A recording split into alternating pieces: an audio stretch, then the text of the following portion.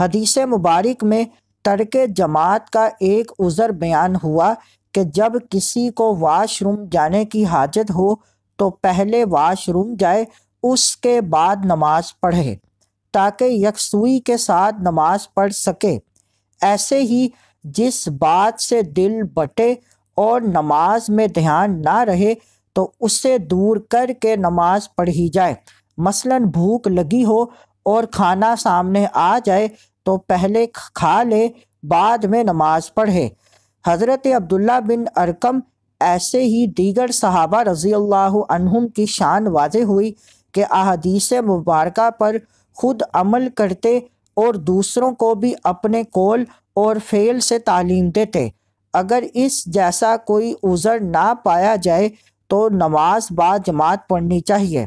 یہ بھی معلوم ہوا کہ نماز پوری توجہ اور یکسوئی کے ساتھ ادا کرنی چاہیے۔